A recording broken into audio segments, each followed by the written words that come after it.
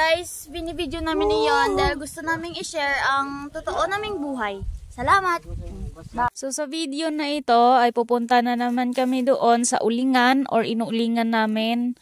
Para shortcut na lang, ulingan na lang ganun. Kasi nandoon sina mama at ang buong angkan namin. Ay, hindi naman buong angkan, pamilya lang kasi nagkalkal, naghawas, nagharvest. Basta yung kinukuha ang uling at ipapasok sa loob ng sako. Basta ganun, hirap pang Tagalog, basta Ilonggo ka. So ayun, abutan namin sila dito sa kubo at hindi doon sa ulingan kasi tapos na daw, naipasok na daw lahat sa sako at ready na lang hakutin.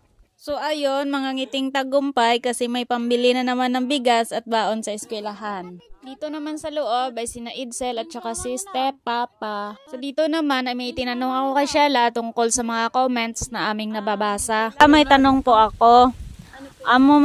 Ano masasabi mo dahil sinasabihan ka daw nila na scripted daw yung lahat ng videos natin and then yung kubo, nagpa-picture lang daw tayo doon, hindi po sa atin ito. Ano masasabi mo kanila? Paano po maging scripted to?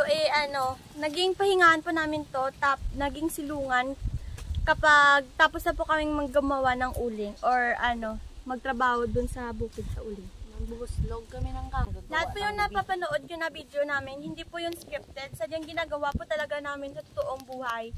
So guys, uulitin lang po ulit nila. Lahat po na video na pinapanood nyo ay hindi po scripted lang. Ginagawa po namin yan sa totoong buhay. Totoo po iyon. Tapos, sinishare lang namin sa inyo ang mga ginagawa namin. Tapos sa amin po tong kubo. Yes, hindi po yun watch down. Hindi po yan. Lango-lango lang ang picture kami. Guys, binibideo namin iyon dahil gusto naming i-share ang totoo naming buhay. Salamat! So ayun, sa mga nag-comment, sana maliwanag na po iyon at kung hindi ay okay lang naman po. Ang ulam namin ay ginataang kadyos na may langka at bahaw na kanin. Pagkatapos ay umupo lang saglit tapos may tinanong ako sa kanya. Ano ang masasabi mo sa mga taong nagsasabi na scripted daw ang ating mga video? Tapos yung kamalig natin, scripted daw. Nagpa-picture lang daw tayo dito, Mang. Totoo ba, Mang? Totoo. Picture man. Ako na sini nagpanday gani. Ako na ni ubrang kamalig ni.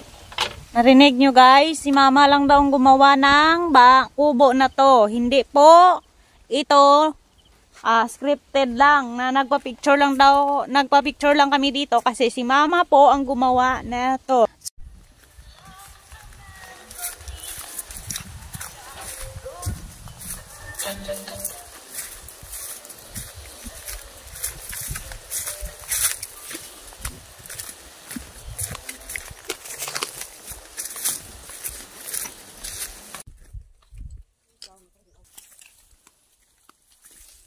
Ang kambing kali, wag mo kamlaw ni.